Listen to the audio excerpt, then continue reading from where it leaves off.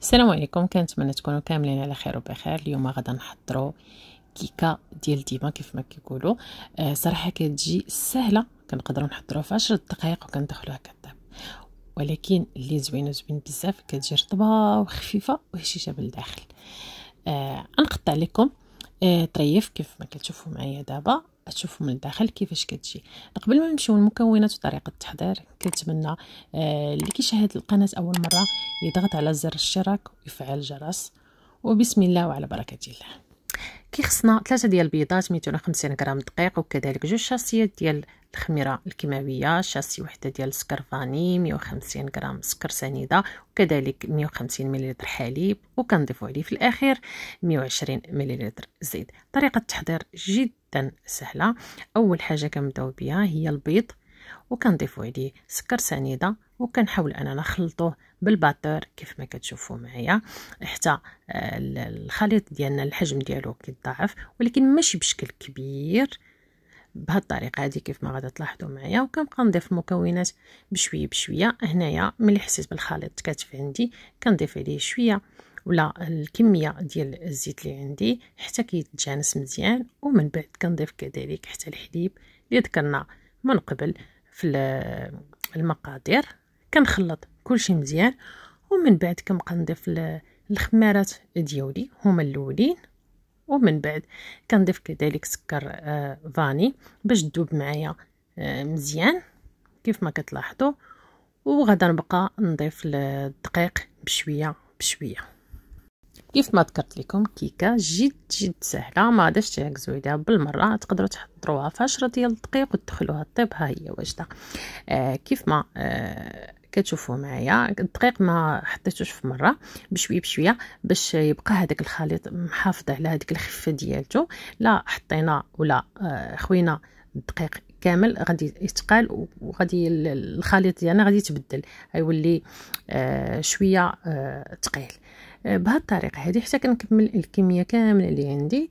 وفي هذا الوقت انايا قبل ما بديت كنخلط في الكيك ديالي كنت وجدت قبل مول، درت فيه شويه ديال الزبده، دهنته مزيان، ومن بعد ضفت عليه الدقيق، يعني لبست المول ديالي مزيان ودرته في الكونجيلاتور تقريبا واحد 5 دقائق على ما وجدت الكيك ديالي. على حسب الرغبه ممكن تضيفوا قشره الحامض اولا الليمون، الا كنتو كتفضلوا المذاق ديال الليمون اولا الحامض. صافي هذه هي الكميه الاخرى ديال الدقيق اللي كانت عندي، وكنبقى نخلط بنفس الطريقه حتى كينتجز ليا الخليط كامل كيف ما كتلاحظوا معايا.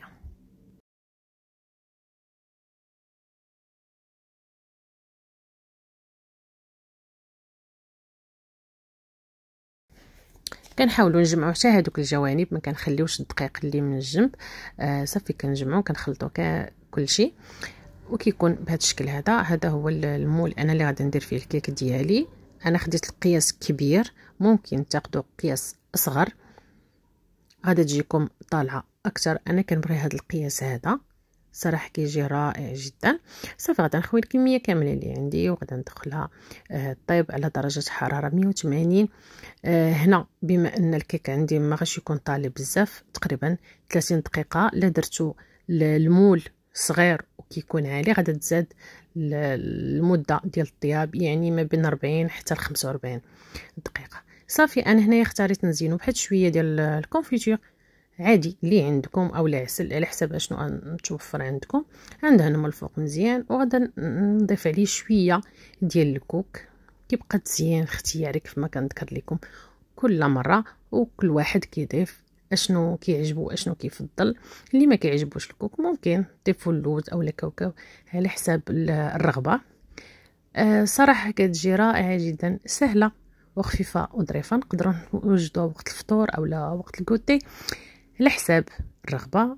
وكذلك كنتمنى الوصفه ديال اليوم اولا الكيك اللي حضرنا اليوم يكون نال الاعجاب ديالكم. ما تبخلوش عليا بالتعليقات ديالكم وباللايكات ديالكم كذلك، واللي مازال ما ضغطش على زر الاشتراك يضغط عليه ويفعل على الجرس كذلك.